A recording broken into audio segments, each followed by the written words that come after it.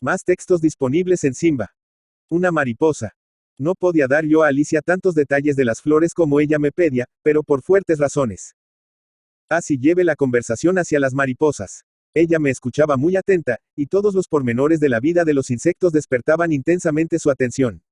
Las blancuzcas larvas, ingeniosas tejedoras, las misteriosas crisálidas durmiendo en su sueño de rejuvenecimiento y de sombra, el despertar de las alas al amor del sol, como en un suspiro de luz. Cuando agotados ya mis conocimientos entomológicos, proponía pasar a otro tema, ella, con la adorable impertinencia de sus 13 años, dijo: Hey game usted de eso un cuento. Y yo preferí contarla una historia, en que, por cierto, hay también un amor. Cuando Lila tuvo que partir para un colegio en Francia, conversó con Alberto que era primo suyo. Conversó cosas que debieron ser muchas, porque hablaron 3 horas sin parar. Importantes, porque hablaron muy bajito. Y tristes, porque al separarse él tenía los ojos hinchados y ella las naricitas muy rojas y el pañuelo bastante húmedo. A lo menos más húmedo que de costumbre, y no por exceso de heliotropo.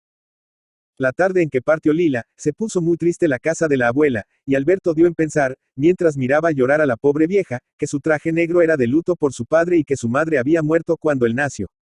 Pasaron así, largos, muchos días de silencio extenuantes. Alberto no hablaba a la abuela porque no sabía qué decirla, y la señora, viendo al chico tan triste, no podía sino llorar más, comprendiendo que semejante tristeza era inconsolable.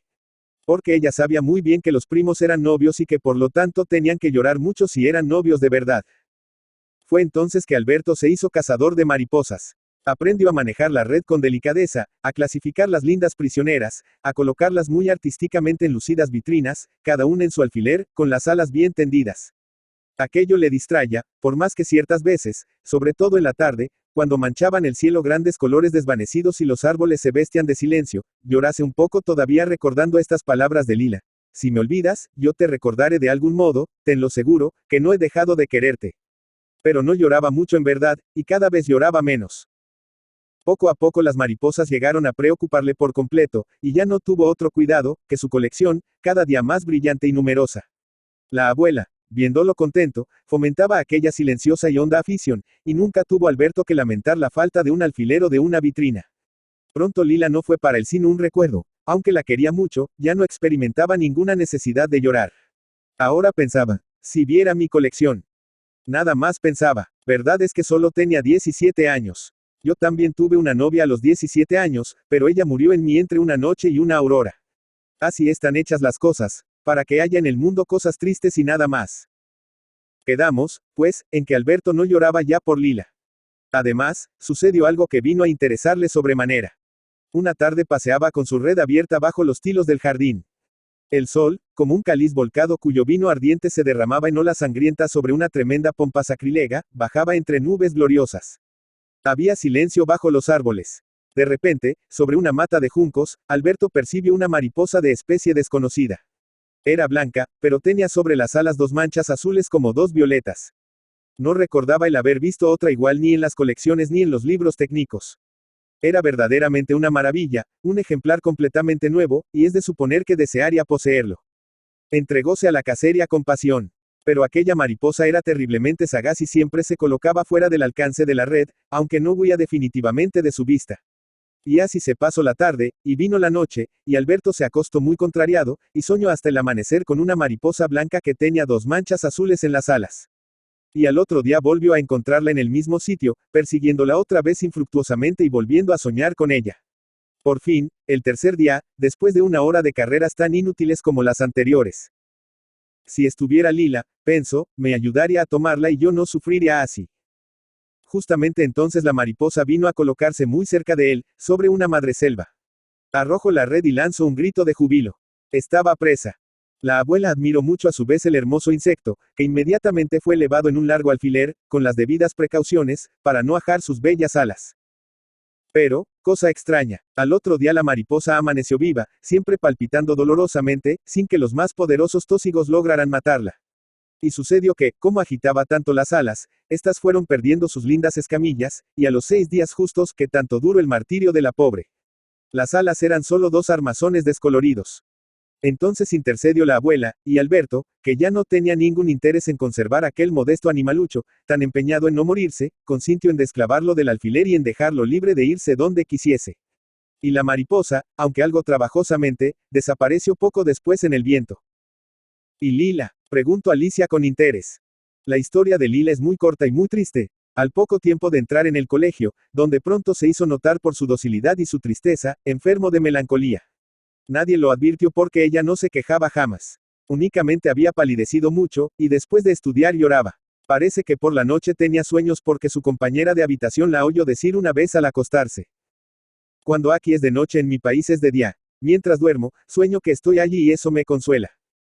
Su palidez no inquietó, porque con el cambio de clima y la separación de los suyos, era natural que estuviese un poco mala, y su silencio fue atribuido al desconocimiento casi completo que tenía de la lengua de Francia. Además, como el silencio es una virtud en los colegios de señoritas internas, eso le valió muy buenas clasificaciones de conducta.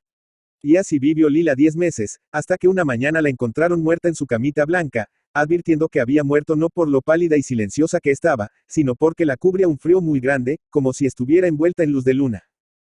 El médico no supo ciertamente descubrir su enfermedad, aunque la examinó muy detenidamente, encontrando apenas en el pecho y en la espalda de la niña muerta 2 minúsculas picaduras rojas. Nada más se pudo averiguar y sobre su tumba pusieron lirios. El balcón donde yo acababa de referir a Alicia la historia, había sido ya invadido por la noche. Sobre nuestras cabezas brillaban, solemnizando la paz grave de la sombra, los 7 mundos de Orión. El viento pasó diciendo algo que no era evidentemente para nosotros. Bruscamente comprendí que acababa de despertar un alma. ¿Con qué derecho? No sabía perfectamente que la virginidad es nieve, nieve en lágrimas. Y buscaba sin resultado un epílogo vulgar que absorbiera la emoción de mi historia, cuando allí, muy cerca, Alicia, ya invisible, borrada por la noche, y Alberto. Dijo. Una esperanza consoladora brilló en mi espíritu. Alberto. Alberto sí, ¿qué hizo después? Las estrellas impasibles, miraban. Alberto continuó viviendo con la abuela, muy contento, aunque lamentando que su colección hubiera perdido una mariposa. Una mariposa. Leopoldo Lugones. Leopoldo Lugones, Villa de María del Río Seco, Córdoba, 13 de junio de 1874. Tigre, Buenos Aires, 18 de febrero de 1938, fue un poeta, ensayista, periodista y político argentino. La actividad literaria y política de Lugones comienza en Córdoba, con su incursión como periodista en El Pensamiento Libre, publicación considerada atea y anarquista, y participa en la fundación del primer centro socialista en esa ciudad. En esa época publica poesía con el seudónimo de Gil Paz. Poco después, ya en Buenos Aires, se une al grupo socialista que integran, entre otros escritores, José Ingenieros, Alberto Gerchunov, Manuel Baldomero Ugarte y Roberto Pairo y escribe de manera esporádica para varios medios, entre los que se cuentan el periódico socialista La Vanguardia, y el periódico roquista Tribuna. En Buenos Aires, generó constante polémica no tanto por su obra literaria sino por su protagonismo político, que sufrió fuertes virajes ideológicos a lo largo de su vida, pasando por el socialismo, el liberalismo, el conservadurismo y el fascismo. En esta época conoce a Rubén Darío, quien tendría importante influencia en su obra y cuyo prestigio le facilitaría el ingreso al diario La Nación. En 1897 Lugones publica su primer libro, Las Montañas del Oro, de estilo inspirado en el simbolismo francés. Algunos capítulos de este libro habían sido publicados en una revista dirigida por Paul Broussard llamada La Biblioteca. En 1898 se adhirió a la Sociedad Teosófica, en la llamada Ramaluz, sección de la que 2 años más tarde es elegido secretario general. Su interés por el ocultismo y la teosofía comenzó desde muy joven, cuando aún vivía en Córdoba. Entre 1898 y 1902 escribió 4 ensayos, Acción de la Teosofía, Nuestras Ideas Estéticas, Nuestro Método Científico, y El Objeto de Nuestra Filosofía, para las revistas Filadelfia, Buenos Aires, y Sofía, Madrid, en donde expone las principales ideas teosóficas sobre la ciencia, el arte y la filosofía.